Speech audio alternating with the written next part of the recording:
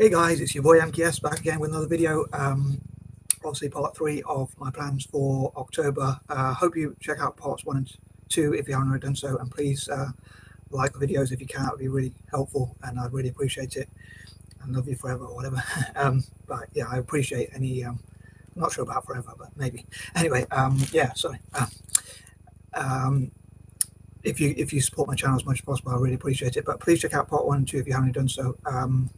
And as I mentioned in part 2, if anyone wants to collaborate on my channel, like discuss certain topics, then it'd be great, especially fellow dyslexic people from the Black Diaspora for Black History Month, or whatever other groups want to talk about certain issues. Please let me know. Like, please post in the comment section, or if you know my Facebook, you can comment. You can let me know on Facebook, PM me or whatever, or inbox me or whatever you call it. And hopefully I can collaborate with people. But you might have to teach me how to use Zoom or Skype or whatever. I can use Skype, but I don't know I can't remember my password. But Zoom or things like that, and how to put those sorts of things onto my connect them to my YouTube channel. You probably have to teach me, because I'm not the most tech savvy. I'm not that smart. So anyway, I think that covers the intro. So as I say, continuing on from my list of my plans for October, including getting back into the gym, possibly drinking more water and being healthy again. I sort of did that before, but I kind of lapsed a bit towards the end of September, so I hope to get back into that sort of thing, and hopefully also do stuff like writing and stuff like that, which I hope to do as well.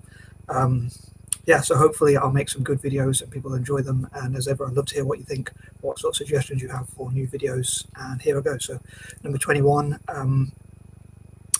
I would love to hear about like Black history and empowerment, and like stories, and people to possibly post in the comment section any sort of information they have on like books about Black history. I don't really read, but maybe other people could see them and read, or whatever. But it'd be good to give them some, raise their profile a bit, and also like about how dyslexic people were treated in the past. Also people talking about their experience of dyslexia as well, as it's both Black history and dyslexia awareness. I call them Black History and Empowerment, and Dyslexia Awareness and Empowerment Month. Yeah, sorry. But yeah, so it'd be great to hear those historical things, and like to review some of my goals as well, and also listen to other people's goals, and to maybe every week or so look at how far I've come with my goals and things like that. So hopefully making the best possible start of October, and continuing as I mean to go on. Number 22.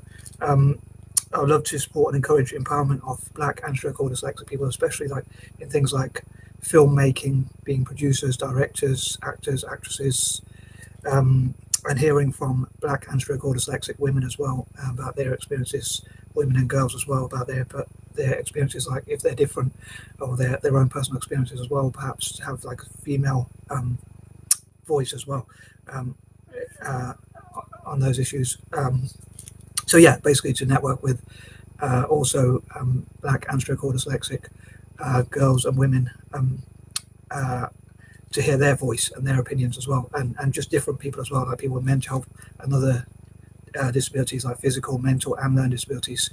And yeah, so I'd love to support, as I say, Black and stroke or dyslexic, or sometimes Black dyslexic, like people who are both Black and dyslexic, like Steve McQueen, the director, and a few other people like that. Billy Blanks, the martial artist, who's also Black and dyslexic, and people like that. I think there's one called Larry Blanks, who's also Black and dyslexic, who spoke in the conference for the Dyslexic Advantage.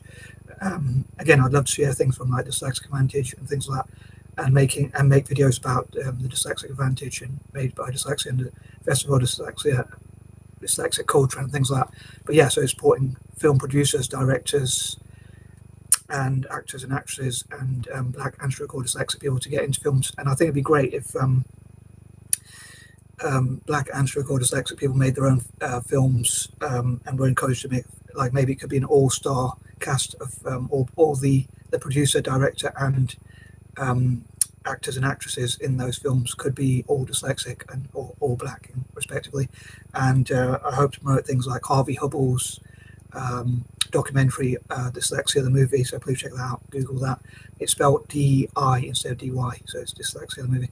But I'm sure if you Google it, you'll see it, or if you Google Harvey Hubbell and dyslexia and stuff like that, and other dyslexic documentaries and films and things like that as well, and filmed by African Americans and Black British directors like Steve McQueen, and the Black Diaspora and African films as well. I'd love to promote those as much as possible. Number 23, I'd love to do like fundraising as ever. Like, my goal for my channel really is to become as independent as possible, like hopefully monetize it and do it as a living, but also to fundraise for other disadvantaged people, or often disadvantaged people, like I say, like the Black or and/or dyslexic diaspora, if you like, especially dyslexic people in Africa and places like that, across Africa. So I'd love to fundraise for people who are both Black and dyslexic, like to set their own businesses and to empower them, and to be empowered dyslexics, empowered Black people, instead of and to not see themselves as victims, but see themselves as victors. I hope that made sense. But yeah, so I'd love to, sorry if it's a bit corny, but yeah, I'd love to fundraise for those sorts of projects, and maybe like encourage Black and or dyslexic people to also mentor each other and go to a gym together and train with each other, and like encourage each other and empower and uplift each other. I think that's really important, to help each other as we go through things. And look at the similarities and differences both the Black and or dyslexic communities have. What's similar about them and what's different about them. Like both, I think, face discrimination because we're different, and that sort of thing. Like dyslexic people because we're not the best academically, or we don't think like other people, or our brains think differently.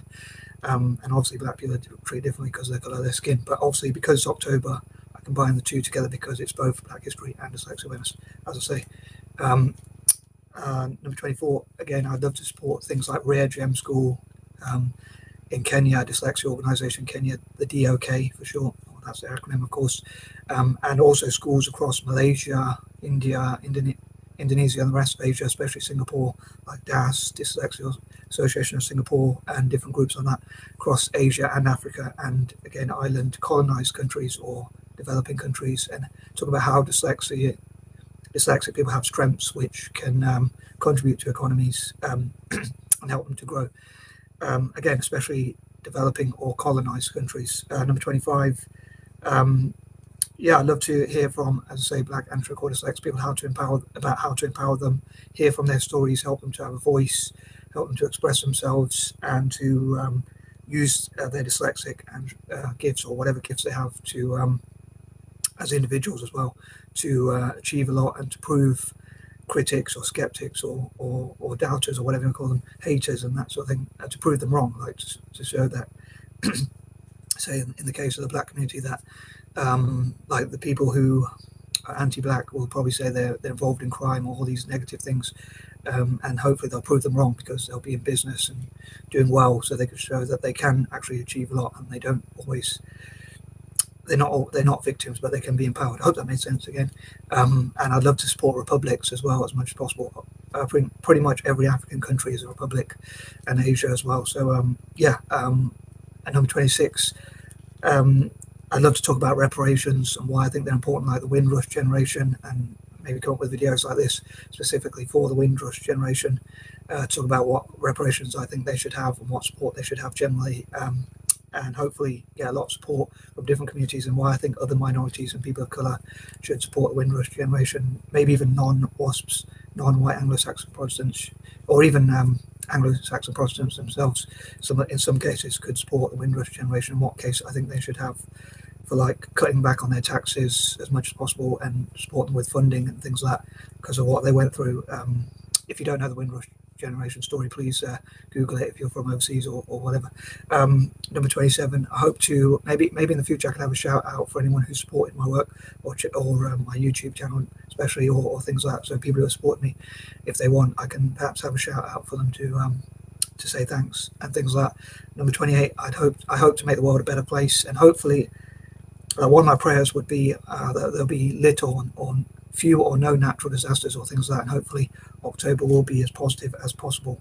And again, dyslexic people, as well as I'm sure the Black diaspora as well, again can solve problems and do a lot of great stuff to make the world a better place, and hopefully working together. I'm a great believer if we collaborate and work together, I think we can achieve a lot more than individuals. So whilst I'd love to live on my own because I think I'd be able to focus more, I still think it's important to network as well. I like to go out and network.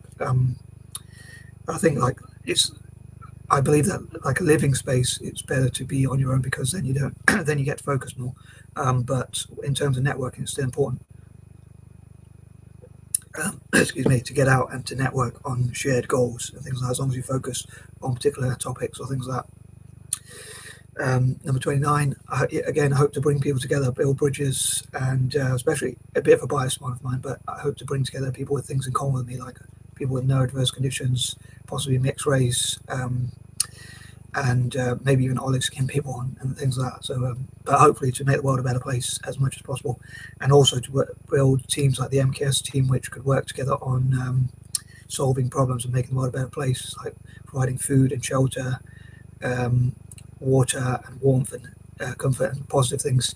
And number 30, I hope to do as many things as I can and keep myself active, keep myself motivated, like keep either going to the gym or writing, typing, YouTubing, or doing whatever I can to keep coming up with ideas and keep working on those ideas as much as possible. Again, collaborate with others and hopefully achieve a lot. And maybe in November, hopefully I'll be able to review it and say I did quite a lot of positive things, hopefully. Anywho, I'm out. Peace and love.